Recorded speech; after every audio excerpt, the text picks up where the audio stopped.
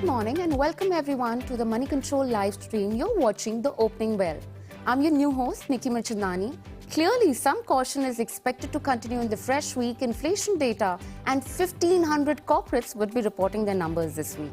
S&P 500 ended last week lower with a cut of more than 1%. SGX Nifty futures indicate a flattish to negative start coming for Indian equities. Asian shares decline in early trade. FIIs were net buyers of rupees 1,458 crore in cash segment, and DIIs were net sellers to a tune of around 291 crore in cash segment.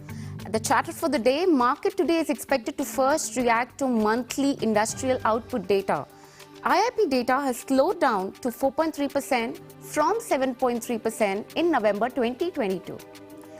Adani Group continues to be in focus due to incremental news flow. And of course, new age companies to remain in spotlight. In key earnings, we'd be watching out for Nykaa, which is expected to be in focus ahead of quarterly earnings. Zee Entertainment, Power Finance Corporation, SAIL, Wocard, Bajaj Hindustan Sugar, Sri Renuka Sugars, BF Utilities, BGR Energy System, Campus Activewear, Castrol and Godrej would be reporting in their numbers too.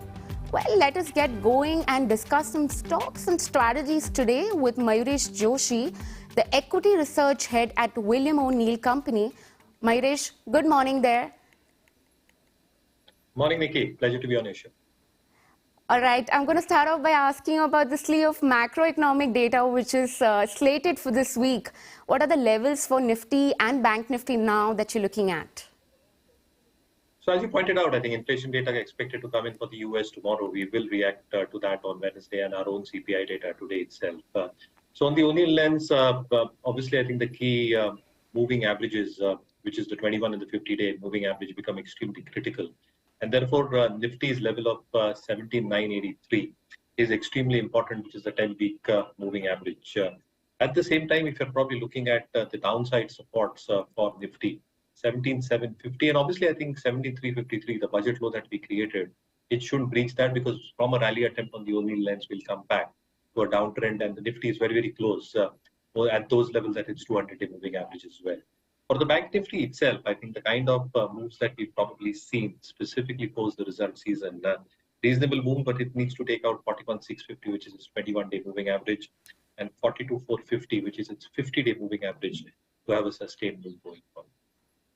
All right, Mayuresh, I'm going to quickly address the stocks on our radar, and you can pick and choose from the stocks from the list. And you can pick the stocks which are attractive, upside or downside, either side. So I'm going to start off with the list right now. First on the list, we have M&M, where we're seeing a downgrade coming in from CLSA to outperform from buy, target price of around 1,538 per share. Of course, the numbers have been below expectation, and there has been expected EBIT margin. Automotive business continues to perform well overall for the company, but the volume growth for both SUVs and tractor business is something that has been watched out for. The downgrade has come in on account of the sharp run-up on YTD basis. Another one that we have on our counter is Lupin, where MOSL has downgraded the stock, and the target price is to an extent of 610 per share. It says that it's an expensive valuation coming in on that one, factoring in the earning upside from niche products. It values the PE at around 22 times to arrive at the target price, and it says that it's dependent on few niche approvals coming in, like G Spiriva, which is going to be aiding in the EBITDA growth of around 900 crore in FY24 as per the brokerage estimate. It's also slashed in, it's cut down the EPS estimate for FY23, 24, 25, all the 3 years by 41%, 6% and 5% respectively. Of course, Adani Group companies, they continue to be in focus out there. Moody's has downgraded the outlook for at least 4 odd companies, and it's affirmed the rating for 8 of them, but then the outlook has been clearly downgraded and it's changed to negative from stable. These companies are Adani Green Energy Restricted, Adani Transmission and Adani Electricity. These are few of them that is there on our list, and of course there have been a couple of reports coming in on Adani as well, which where NSE has removed the Adani ports overall from the surveillance list. But Mayuresh, I'm going to quickly toss into you and ask you about, out of the three stocks that we've, read across, what do you think makes more sense in this list right now? Lupin looks very soft, Nickey. I think the numbers are very, very soft. The management commentary where pricing pressures are still expected to continue. Fewer launches because the specialty pipeline is pretty restricted compared to the rest of the pack at this point of time. FDA concerns on a few plants continue, and therefore the overall earnings trajectory for Lupin might get constrained over the next few quarters. On the O'Neill ratings as well, I think it's appearing very, very weak. So yeah, I think Lupin might be a soft stock when it comes to the trade. All right, then looks like we're up for the market open right now, and we're seeing some amount of flatness coming in for Nifty, right?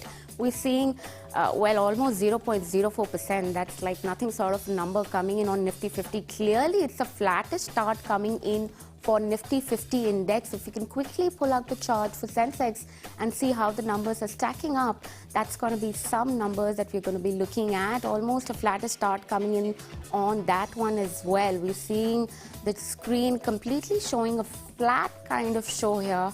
Nifty Bank Index overall, let's look at the chart there. What are the numbers looking like? Clearly, we're seeing some amount of a little bit positive bias there. But overall, as you can see, it looks like a nothing sort of a start coming in for the markets, at least in the start of the fresh week.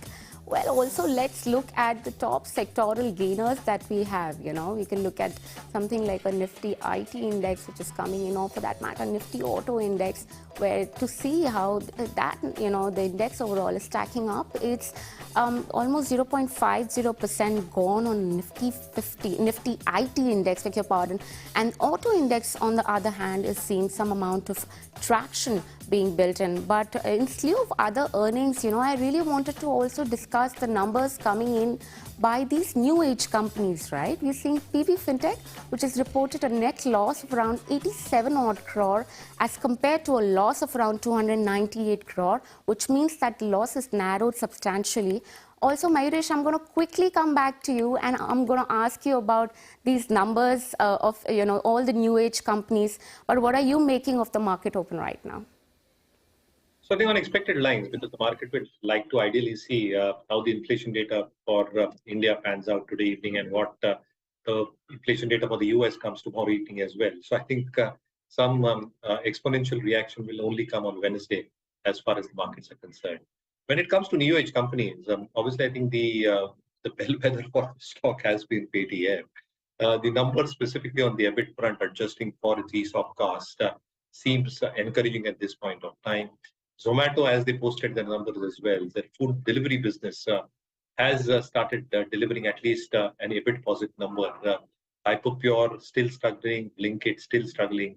Expectations of other numbers, including Nykaa, expected to come today. But the majority of these companies, Nickey, either are in losses at this point of time, or the expectations in terms of the narrowing of losses is probably keep creating a huge sentimental impact that at some point of time they might turn profitable.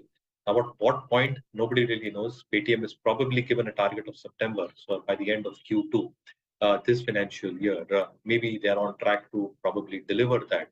Other companies are probably reacting in a positive sense, assuming that they might go the Paytm way in terms of at least management commentary reflecting positive numbers coming through in the next few quarters, or the balance sheets itself turning positive. But it's a large unknown of when and what timelines that entire process might take place, and whether it might happen for the bunch of these companies put together as well. So I think I'm being very, very selective out here. In fact, very, very careful not to probably dabble at this point of time. Let's wait for numbers to probably show some respite on the balance sheet and maintain that for a quarter to probably give us that confidence that the re-rating has genuinely come to pass. Well, point well taken, Mayuresh, but I'd like to chat about Nykaa also. Mayuresh, we've seen significant, Nykaa is expected to report in numbers, and also delivery over the weekend had also reported numbers. So we're seeing slew of new age companies now started to build in some amount of traction clearly. What do you make out of it, and what are you expecting out of Nykaa and the levels that the viewers can watch out for ahead of the earnings? No, so I think it's got beaten down to an extent where the entire valuation premium at the time of listing has fizzled off quite significantly.